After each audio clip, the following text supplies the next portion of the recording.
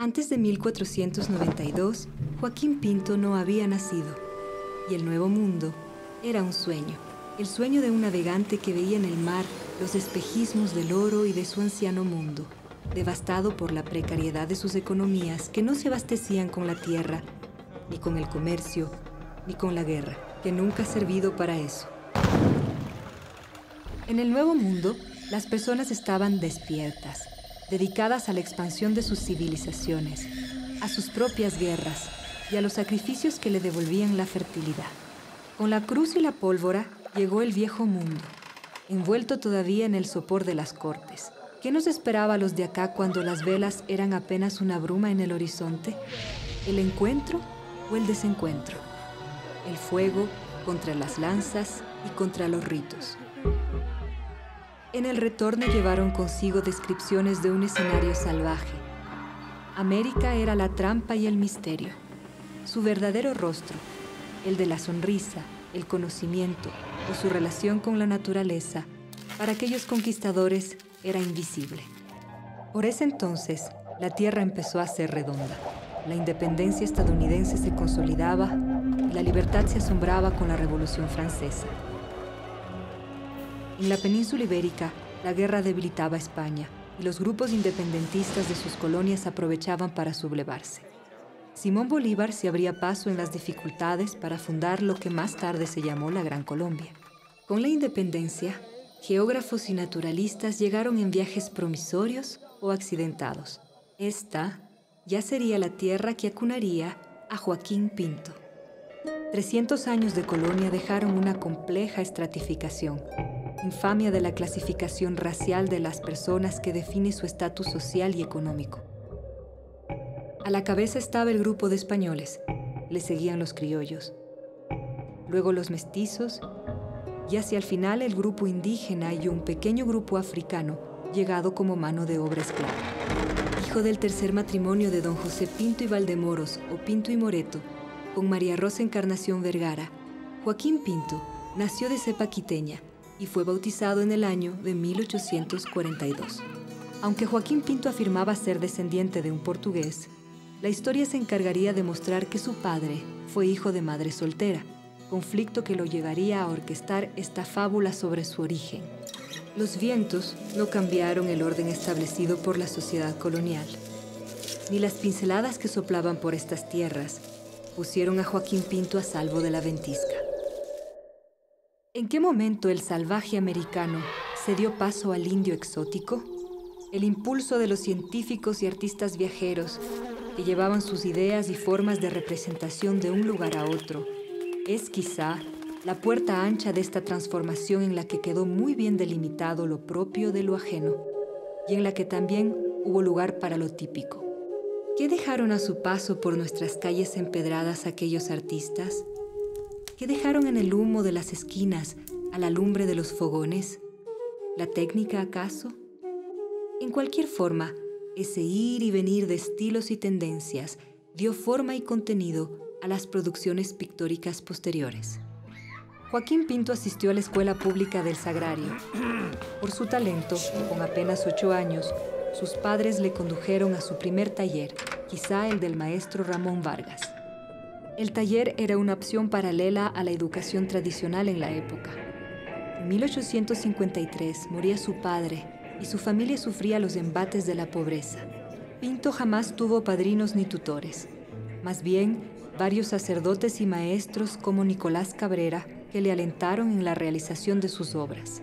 Pinto pudo subir los peldaños, culminar esa etapa y crear su propio pequeño taller cuando apenas contaba con 20 años.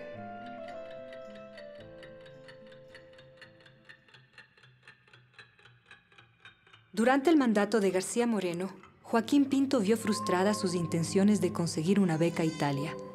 Esto no lo derrotó. Decidió continuar su formación de manera autodidacta.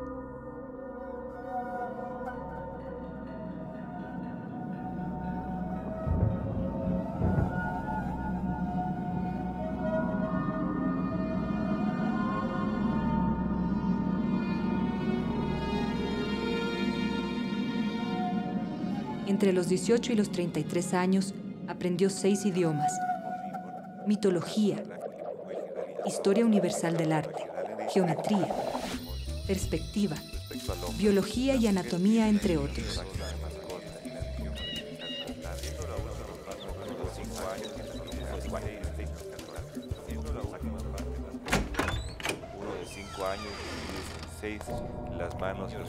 Su vocación por el cuerpo humano le llevó a seguir clases prácticas de anatomía en el viejo anfiteatro quiteño, junto al Hospital San Juan de Dios. Posteriormente, este conocimiento encontró lugar en los dibujos, óleos, litografías, tintas y carboncillos que hizo sobre rostros, manos, pies.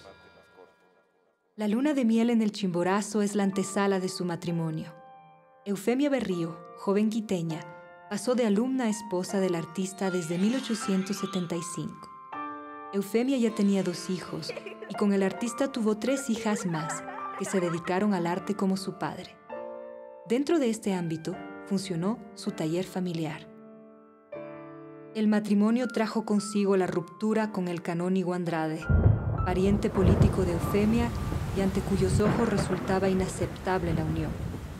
Más tarde, esto traería graves repercusiones para toda la familia. En el taller de Pinto se plasmó la religiosidad de la época en varios cuadros. El soliloquio de María, que participó en la exposición de París. El corazón de Jesús. La Beata Mariana de Jesús. La oración en el huerto y muchos más. Joaquín Pinto era un hombre devoto, por lo que su pintura religiosa es extensa. En contrapunto, el siglo XIX instauró el espíritu de la ambivalencia.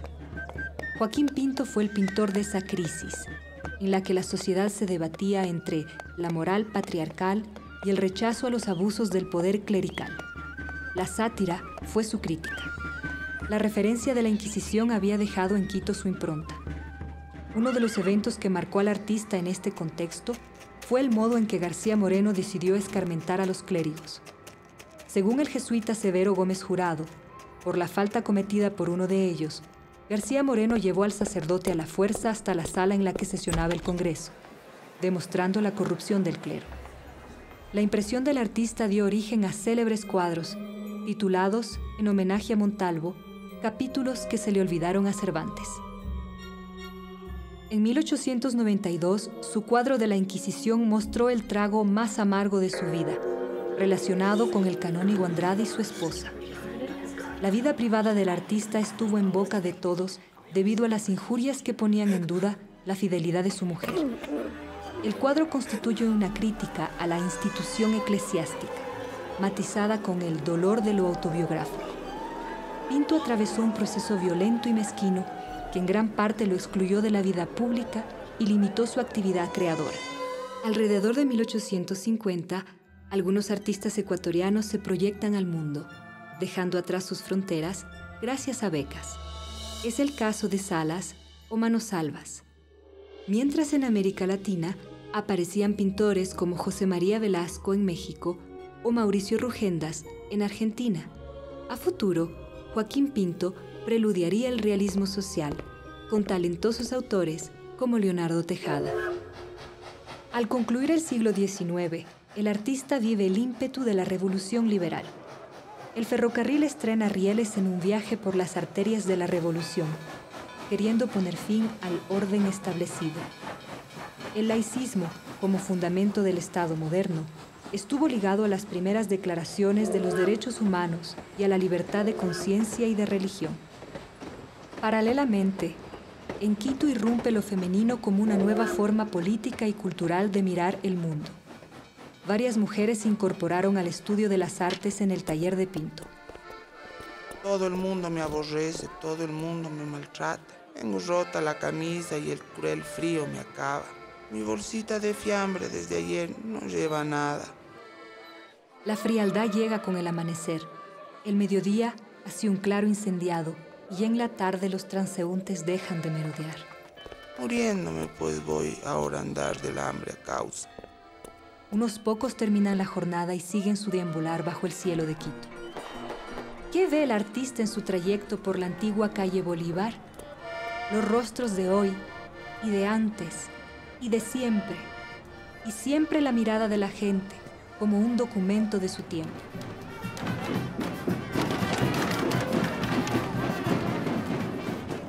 En su viaje tiende un puente entre la historia y la cotidianidad.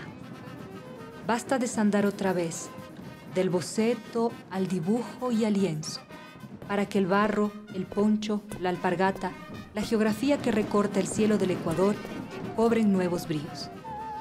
En 1870, Pinto acompañó a González Suárez como dibujante en varios viajes al norte y al sur del país en busca de objetos arqueológicos. El historiador preparaba un libro, el pintor documentaba. De la misma forma hará las ilustraciones de Malacología para Augusto Cousin.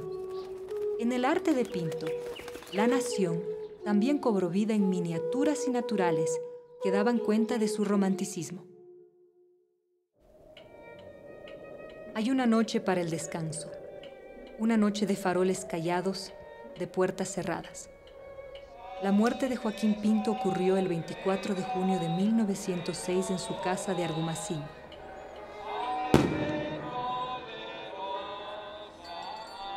Fue velado en la Escuela de Bellas Artes de la que fue profesor. Su caja mortuoria fue cargada hasta el cementerio del Tejar por sus amigos.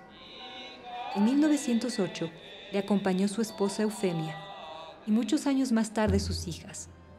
Fue su voluntad estar unidos en la misma capilla.